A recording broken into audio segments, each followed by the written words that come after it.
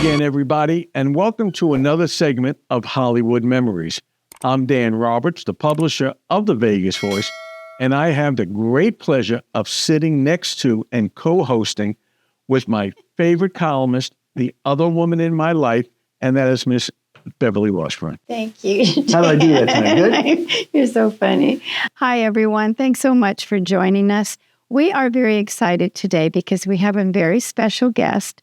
We've had her on the show before, but we got such a wonderful response about her. She has so many wonderful stories to tell, and you will remember her, of course, as Margaret in the series Dennis the Menace. And she's one of my dearest friends, and I'm so excited to have you as our guest, Jeannie. So let's give a warm welcome to my friend, Jeannie Russell. Jeannie, thank you so much for being here. We really appreciate it. My pleasure. It's good to see your face. There you go. And you're And early. Yeah, we're going to touch on a bunch of stuff, Jeannie, if you don't mind. But I would like to start with, I guess, what most people recognize and know you for, and that is for the TV series Dennis the Menace, and especially your role as Margaret and working with Dennis, who was Jay North. Right. Jay, there's almost a mystic connection between me and Jay, if you will. He was, I believe, instrumental in getting me cast. I'd gone through rounds of interviews, and when they were finally narrowing it down, they had Jay in the room for one interview. And he looked at the director, and it's like, I don't know, it's like he recognized me, somehow. He knew me. He said, I like Jeannie. Mm-hmm. And so a couple more rounds of interviews, and then it was, well, let's see if we can make her look like Margaret. And so they had us on a sound stage, and they put my hair in curls and glasses, and they gave us some business to do. And there was a lot of physical comedy in the show. Yeah. And the bit was I had to hold out a cookie and offer it to Jay. And then when he got near, pull it away. And my mother was a Jane Withers fan, and she coached me on her physicality. I had no idea who Jane Withers was. So we had, that timing. And got home that night and sitting in my little rocker. I came from a European household.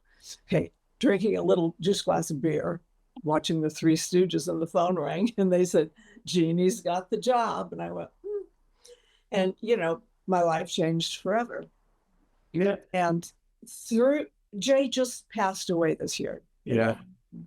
He was shy of his 74th birthday. Mm-hmm. And he'd been sick for some time. And I will be forever grateful for the nostalgia industry, because it got us together after a 20-year lapse. Really? Yeah, and that's how it used to go in Hollywood. We used to scatter. If a show was over or we weren't working anymore, it was very seldom did you just get together. You know what I mean? It's a very unique relationship. So I had not seen Jay for 20 years.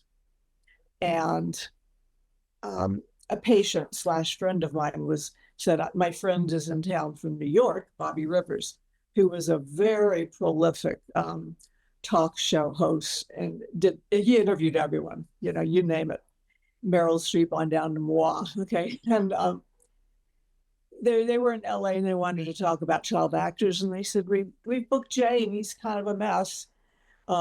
Would you be interested in doing? I said, yes.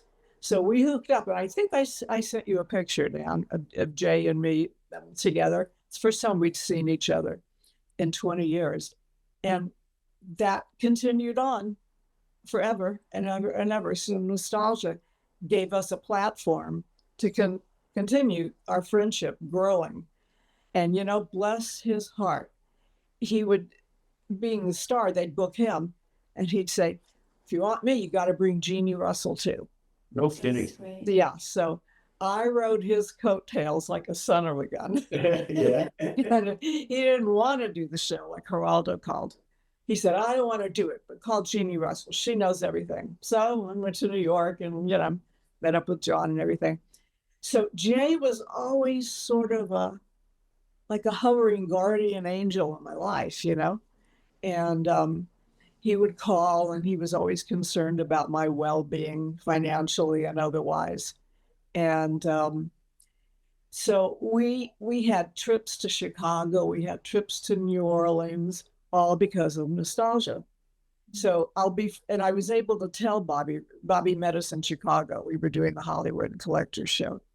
And and Bobby arranged to fly in. Hadn't seen him either since, that one day, fateful day. So I was able to tell Bobby all about it, what he started. And that was a great memory. And then Jay dropped out of doing nostalgia because he was sick and he didn't feel like traveling. Yeah. And just before the beginning of this year, I had to undergo some therapy. And the therapy could only be given to me in East Hollywood. Okay. And I drove down there and I nearly dropped because it was right at ground zero. Okay. It's right where our soundstage was, and it was where my grammar school was, and it was where we lived in an apartment on Fernwood. Netflix has got a big corporate building or a studio there now, street called Fernwood. I couldn't believe my eyes. So I had to go there 15 times. And the memories just like were flooding back. That's where it all happened. And it was so bizarre. And then my therapy ended on April 4th, and Jay died on April 6th. Oh my. So it was like this, tour back. I don't know. My mind works that way. I connect little mystic dots and things like that. But I thought, how bizarre. But I had not been in that area in years and years. Beautiful connection that you two always had. And you kept it, which you got back to it. And that leads me to another topic, if you don't mind. We spoke about what it's like being a child actress. You definitely, obviously, was Margaret for 5 years. Beverly, we can go on and on with that. But what also similar to Beverly, you had another sibling, a brother, who was also in the movie business, Brian. A wonderful child actor. Yeah. And what's it like? What was it like having a brother and sister acting? Were you guys ever competing, or what was it like? Never competing. It was like our apartment was like vaudeville backstage. It was like entertainers always coming over. My dad was a singer, like Sheb Woolley, who did Purple People Eater. He'd come over, and my mom would run him through some, a session of training with his voice. And Brian and I were trained at a very early age to be little performers, even before we were actors. I was singing opera phonetically and being stretched for ballet. There was never, ever any competition. And I was my dad's favorite. And I was always looking over my shoulder for Brian. So I had, besides us being close, I had this like motherly interest in his well-being.